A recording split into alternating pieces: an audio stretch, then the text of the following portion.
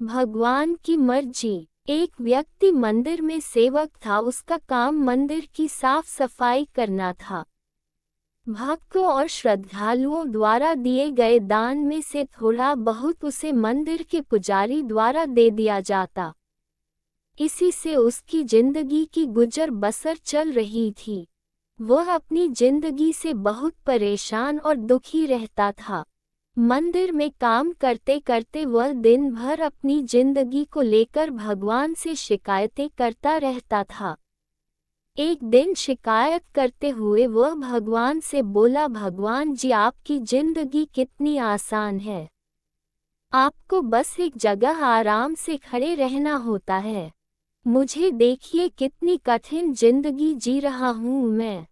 दिन भर कड़ी मेहनत करता हूँ, तब कहीं दो समय की रोटी नसीब हो पाती है। काश मेरी जिंदगी भी आपकी तरह होती। उसकी बात सुनकर भगवान बोले, तुम जैसा सोच रहे हो वैसा नहीं है। मेरी जगह रहना बिल्कुल आसान नहीं है। मुझे बहुत सारी चीजें देखनी पड़ती है, बहुत सी व्यवस्थाएं करनी पड़ती है। ये हर किसी के बस की बात नहीं है। भगवान जी, कैसी बात कर रहे हैं आप? आपका काम आसान ही तो है। आपकी तरह तो मैं भी दिन भर खड़े रह सकता हूँ।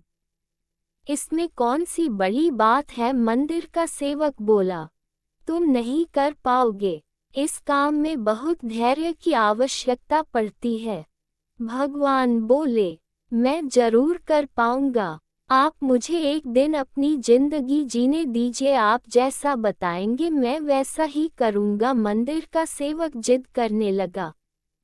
उसकी जिद के आगे भगवान मान गए और बोले, ठीक है, आज पूरा दिन तुम मेरी जिंदगी जियो।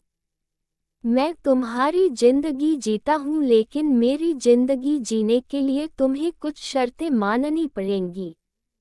मैं हर शर्त मानने को तैयार हूँ। भगवान जी, सेवक बोला। भगवान बोले, ठीक है, तो ध्यान से सुनो। मंदिर में दिन भर बहुत से लोग आएंगे और तुमसे बहुत कुछ कहेंगे। कुछ तुम्हें अच्छा बोलेंगे तो कुछ बुरा।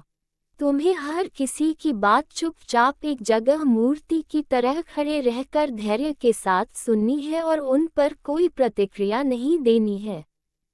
सेवक मान गया। भगवान और उस आदमी ने अपनी जिंदगी एक दिन के लिए आपस में बदल ली। सेवक भगवान की जगह मूर्ति बनकर खड़ा हो गया। भगवान मंदिर की साफ सफाई का काम निपटा कर वहां से चले गए। कुछ समय बीतने के बाद मंदिर में एक धनी व्यापारी आया।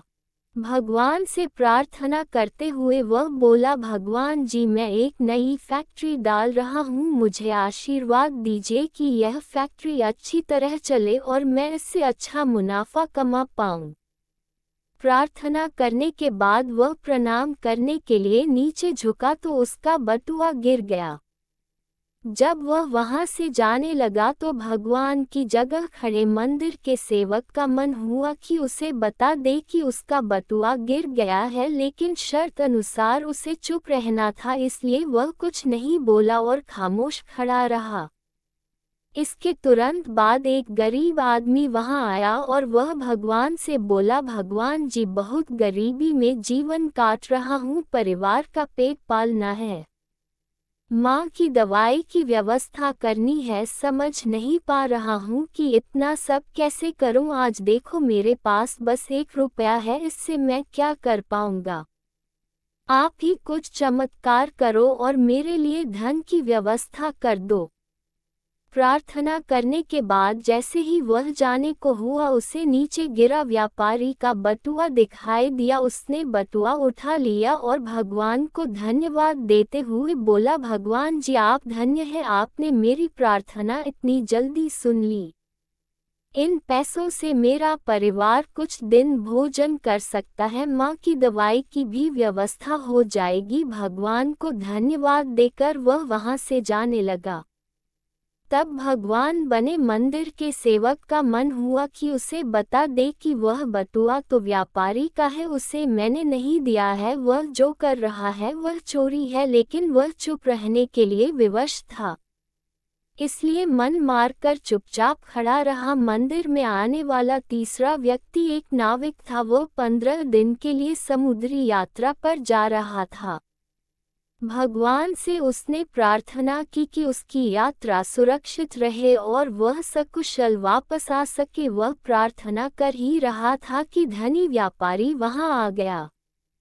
वह अपने साथ पुलिस भी लेकर आया था। नाविक को देखकर वह पुलिस से बोला, मेरे बाद यह मंदिर में आया है, जरूर इसने ही मेरा बटुआ चुराया होगा, आप इसे गिरफ्तार कर लीजिए।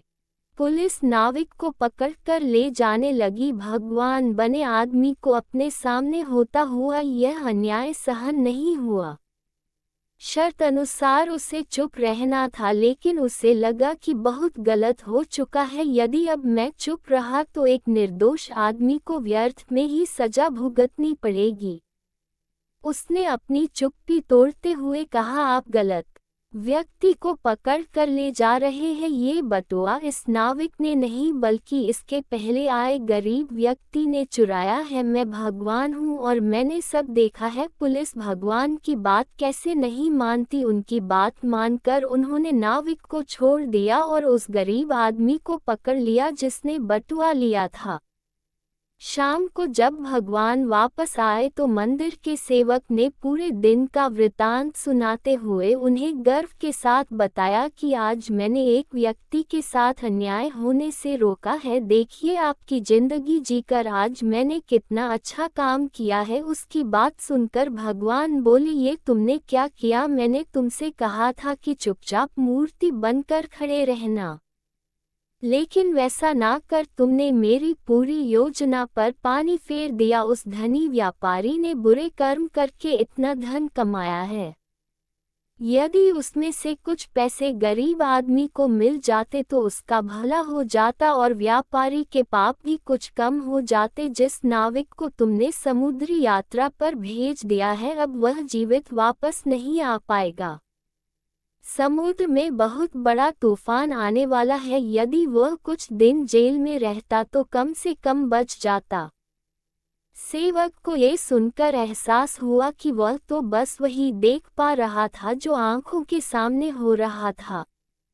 उन सब के पीछे की वास्तविकता को वह देख ही नहीं पा रहा था। जबकि भगवान जीवन के हर पहलू पर विचार कर अपनी योजना बनाते हैं और लोगों के जीवन को चलाते हैं। इस कहानी से हमें सीख मिलती है कि हम सब भी भगवान की योजनाओं को समझ नहीं पाते। जब हमारे साथ कुछ गलत हो रहा होता है या हमारे हिसाब से कुछ नहीं हो रहा होता है तो अपना धैर्य खोकर हम भगवान को दोष देने लगते हैं। हम ये समझ नहीं पाते कि इन सब के पीछे भगवान की कोई ना कोई योजना छुपी हुई होती है। ऐसे समय में हमें भगवान पर विश्वास रखकर धैर्य धारण करने की आवश्यकता है। इसलिए चिंता ना करें। यदि आपकी मर्जी से कुछ नहीं हो रहा तो इसका अर्थ है कि वह भगवान की मर्जी से हो रहा है, और भले ही देर से ही सही, भगवान की मर्जी से सब अच्छा ही होता है। जय श्री राम। दोस्तों, अंत में चैनल को जरूर सब्सक्राइब कर लीजिएगा दोस्तों।